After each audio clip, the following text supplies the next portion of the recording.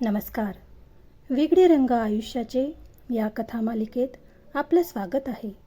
कथा आवडल्यास सबस्क्राईब करायला विसरू नका.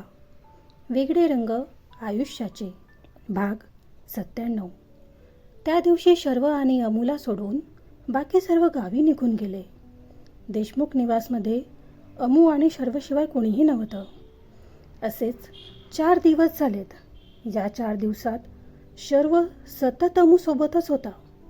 तिला विशेष असा काही त्रास नव्हता, पण तरीही शर्व तिची काळजी घ्यायचा. तिच्यासाठी रोज काहीतरी नवीन बनवायचा खायला. त्याला माहिती होतं तो काही पूर्ण वेळ तिच्यासोबत थांबू शकणार नव्हता, म्हणून आहे तेवढ्या वेळ सोबत राहून तिची काळजी त्याला घ्यायची होती. तिचे हट्ट पूर्ण करायचे होते. तीही आनंदात त्याच्याकडून सर्व लाड करून घेत होती. शर्वने उद्याची अपॉइंटमेंट घेतली होती डॉक्टरची. अमूची सारखी भुणभुण चालू होती गावी जायचं म्हणून. त्यामुळे डॉक्टरकडे लवकर जायचा निर्णय घेतला त्याने. आज डॉक्टरकडे जायचं होतं. डॉक्टर सोनोग्राफी करून काय ते सांगणार होते. काही वेळातच शर्व आणि अमू डॉक्टरच्या केबिनमध्ये बसले होते. डॉक्टर, काही प्रॉब्लेम तर नाही आहे ना? रिपोर्ट कधीपर्यंत मिळतील? शर्वने डॉक्टरांना विचारलं. Mister Deshmukh, relax. सर्व ठीक आहे. रिपोर्ट्स काही वेळातच येतील. तोपर्यंत तुम्ही बाहेर बसू शकतात, डॉक्टरांनी म्हटलं. ओके, शर्व म्हणाला. मॅम, मला गावी जायचं आहे, पण हे ऐकतच नाही आहे. आता तुम्ही म्हणालात ना की सर्व ठीक आहे, तर मी जाऊ शकते ना गावी? अमू शर्वकडे बघत म्हणाली. हे बघा मिसेस देशमुख, रिपोर्ट्स पाहिल्याशिवाय मी सांगू शकत नाही. आणि तसंही इम्पॉर्टंट नसेल तर पहिल्या 3 महिन्यात प्रवास शक्य तेवढा टाळलेला चांगला, डॉक्टरांनी अमूला म्हटलं. पण तुम्ही तर म्हणाल्यात ना सर्व चांगलं आहे म्हणून, अमू जरा नाराजीने म्हणाली. अमेया, थांब, या विषयावर नंतर बोलू आपण, शर्व अमूला म्हणाला. अहो पण, अमूला मध्येच थांबवत, चल बाहेर बसूया, शर्वने तिचा हात पकडून म्हटलं. डॉक्टरला खुणावून अमूला बाहेर घेऊन गेला तो. शर्वने अमूला बाहेर चेअरवर बसवले आणि तो तिच्या टॅब्लेट्स आणायला गेला. अमू टाईमपास करत बसली होती. अमेया, मी या टॅब्लेट्स डॉक्टरांना दाखवून येतो, शर्व तिच्याजवळ येत म्हणाला.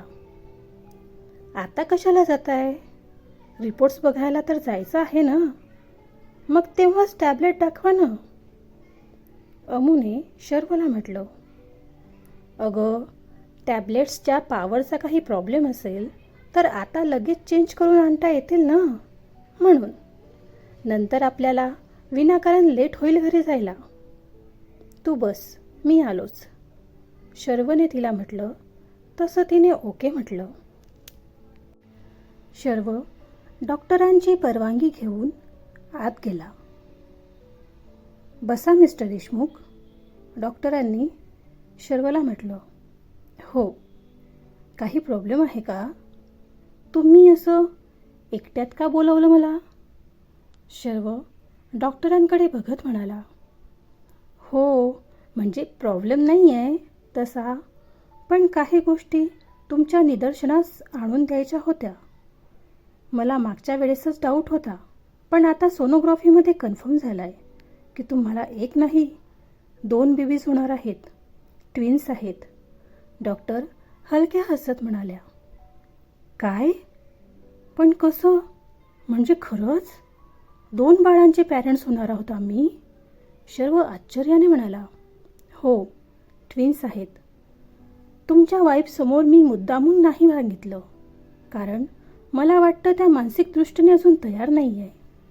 म्हणजे अजून त्यांना बेबीविषयी पाहिजे तेवढा जिव्हाळा निर्माण झाला नाही आहे. त्या अजून एका बेबीसाठी तयार नाही आहे. तर दुसऱ्या बेबीविषयी कळलं तर त्या अजून पॅनिक होऊ शकतात.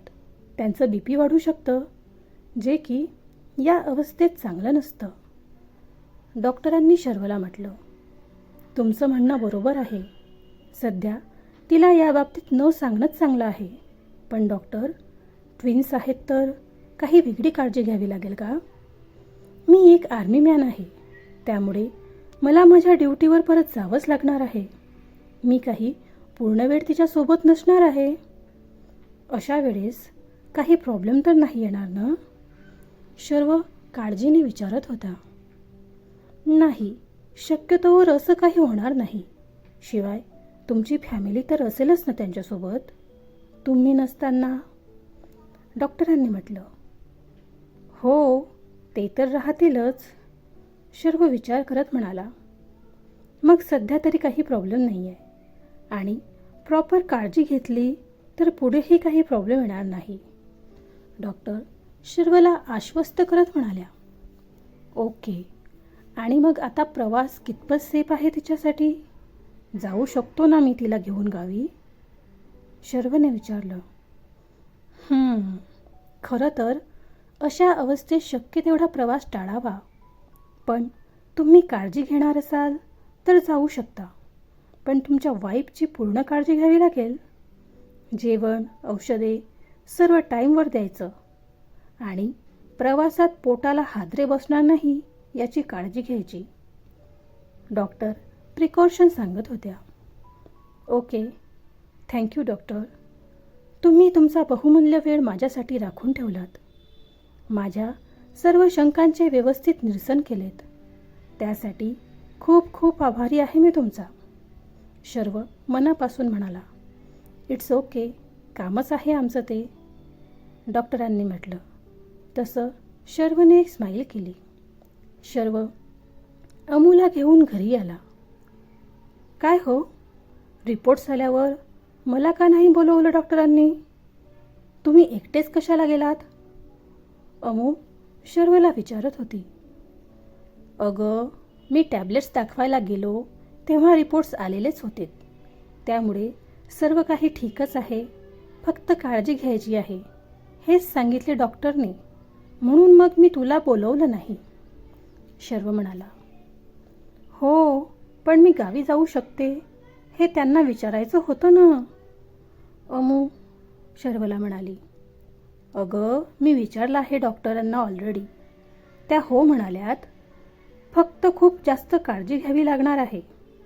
तू तर स्वतः काळजी व्यवस्थित घ्यायचं प्रॉमिस करणार असशील तरच मी विचार करेल तुला न्यायचा. शर्व तिला म्हणाला. विचार काय करायचा आहे त्यात?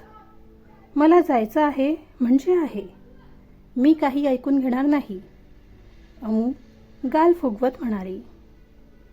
ओके, मग माझं सर्व ऐकावं लागेल त्यासाठी? शर्वने तिला म्हटलं. असंही ऐकतेच तुमचं मी. अमू डोळे फिरवत शर्वला म्हणाली. हो, माहिती आहे किती ऐकते ते. प्रॉमिस कर, मी म्हणेल ते सर्व ऐकशील. शर्व तिच्यासमोर हात पकडत म्हणाला. हो बाबा, प्रॉमिस. अमूनेही त्याच्या हातावर हात ठेवला. ठीक आहे, आता फ्रेश हो. तोपर्यंत मी काहीतरी खायला आणतो तुला. आणि बिलकुल नाही बोलायचं नाही आहे, नाहीतर मला माझा गावी जायचा विचार बदलावा लागेल. शर्व म्हणाला. हो, करून घ्या ब्लॅकमेल. माझी पण वेळ येईलच केव्हा तरी. अमू तोंड वाकडं करत शर्वला म्हणाली. गुड, आलोच मी. शर्वने तिला म्हटलं. शर्व खाली किचनमध्ये गेला. मावशी किचनची आवराआवर करत होत्या. मावशी, जेवण तयार आहे का? शर्वने किचनमध्ये काम करणाऱ्या मावशींना विचारलं. हो, तयार आहे ना दादा. लावू काय टेबलवर? मावशीने विचारलं. नाही, मी घेईल नंतर. आता फक्त एक प्लेट लावून द्या अमूसाठी. रूममध्येच खाईल ती. शर्वने त्यांना म्हटलं. अमू ताईची तब्येत बरी नाही आहे का? नाही म्हणजे खाली येत नाही आहे त्या जास्त. मावशी प्लेट लावत बोलत होत्या. हो, म्हणजे थोडासा अशक्तपणा आहे तिला, त्यामुळे मीच तिला खाली येऊ नको म्हटलं. शर्वने उत्तर दिलं. असं आहे काय? मग अजून काही वेगळं बनवू का खायला? मावशी काळजीने म्हणाल्या. नाही, नको, हे भरपूर आहे. बरं, आता तुमचं आवरलं की घरी जाऊ शकता तुम्ही. रात्रीचं जेवण आम्ही बाहेर करू. उद्या सकाळी या तुम्ही आता. शर्व मावशींना म्हणाला. हो, ठीक आहे, मावशी पण म्हणाल्या.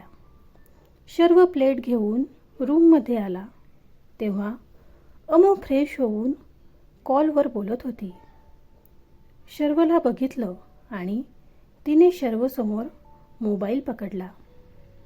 घ्या, दादासाहेब आहेत. राधिका दीचं बेबी शॉवर आहे, त्याचं आमंत्रण द्यायला फोन केलाय त्यांनी. अमूने शर्वला सांगितलं. बेबी शॉवरला माझं काय काम आहे? आणि इकडे, हॅलो, नमस्कार दादासाहेब, कसे आहात तुम्ही? शर्व मोबाईलवर बोलू लागला. नमस्कार शर्वराव, आम्ही ठीक आहोत. आशा आहे की तुम्ही पण ठीकच असाल. बरं, फोन यासाठी केला होता की राधिकांच्या फंक्शनची डेट ठरवत आहोत. तर तुम्हाला दुसरं काही काम नसेल तर येत्या रविवारी म्हणजे 12 तारीख फिक्स करायची का?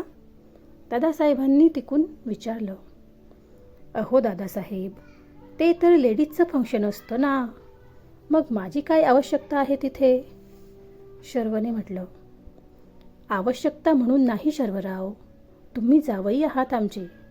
आमच्या प्रत्येक आनंदात तुम्ही आमच्या मुलीसोबत हवे आहात आम्हाला. दादासाहेब शर्वला म्हणाले. ओके, तसा तर काही प्रॉब्लेम नाही आहे मला. आता आम्ही गावी जाणार आहोत माझ्या बहिणीच्या लग्नाला. मग तिथून सरळ तुमच्याकडेच येऊ. शर्वने म्हटलं. हो हो, चालेल ना. तुम्ही मला ॲड्रेस पाठवून द्या, मी कार पाठवून देईल तुम्हा दोघांसाठी. दादासाहेबांनी म्हटलं. कार पाठवायची काही आवश्यकता नाही आहे दादासाहेब, आम्ही येऊ. शर्व. आवश्यकता नाही आहे कसं? आमची परंपरा आहे मुलगी आणि जावयाला घ्यायला जायची.